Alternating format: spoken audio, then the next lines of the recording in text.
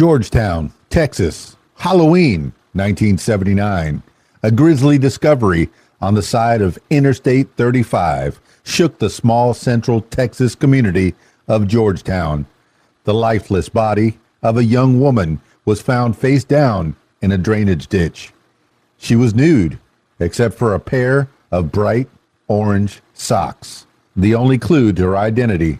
For decades, she was known only by that grim moniker, Orange Socks. 40 years later, in 2019, thanks to the emerging field of forensic genetic genealogy, the woman was finally given back her name, Debra Louise Jackson. A cold case rooted in mystery, the woman now known as Debra Jackson had no ID, no clear cause of death at the time, and no one immediately came forward to claim her. Investigators estimated her age to be between 18 and 30. She had been essayed and strangled. Her only possessions were those orange socks and a silver ring. Local law enforcement circulated sketches and details across the country, hoping someone would recognize her. No one did.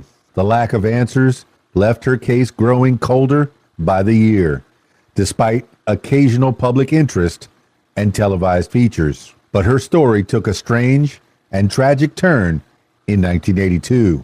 In a shocking development, Henry Lee Lucas, a drifter and self-proclaimed serial killer, confessed to murdering the unidentified woman. Lucas would go on to confess to hundreds of murders across the country, many of which he could not possibly have committed.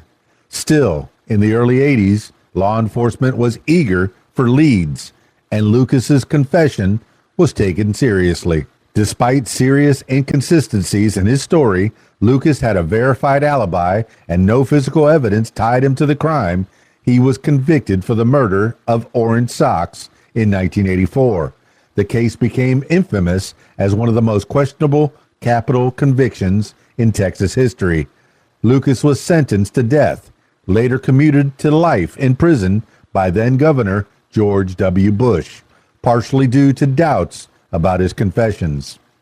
He died in 2001, and with him, any chance to clarify what truly happened that Halloween in 1979. In the late 2010s, new technology offered fresh hope. Using forensic genetic genealogy, where investigators compared DNA from a crime scene or unidentified body to public genealogy databases, authorities were able to identify a familial match. In 2019, after 40 years of anonymity, Orange Socks was finally identified as Debra Jackson, a 23-year-old woman from Abilene, Texas. She had reportedly left home following family issues and hadn't been seen since. Her family, unaware of her fate, never imagined she would end up as an unidentified murder victim.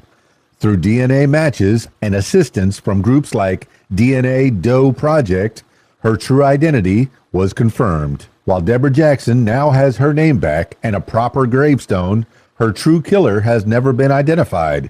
The revelation that Henry Lee Lucas did not kill her reopened old wounds and reopened the investigation. Forensic experts continue to analyze evidence from the scene, hoping DNA might one day provide a lead on her real murderer. Her case is a chilling reminder of how easily it once was for victims to vanish without a trace, and how difficult it was to untangle fact from fiction in the chaotic era of serial confessions and limited forensic tools. Debra's story, like many others, underscores the power of modern technology, not just to solve crimes, but to restore humanity to the long-forgotten victims of violence. If you have any information about the murder of Debra Jackson, contact the Texas Department of Public Safety's Missing Persons Clearinghouse or the Williamson County Sheriff's Office.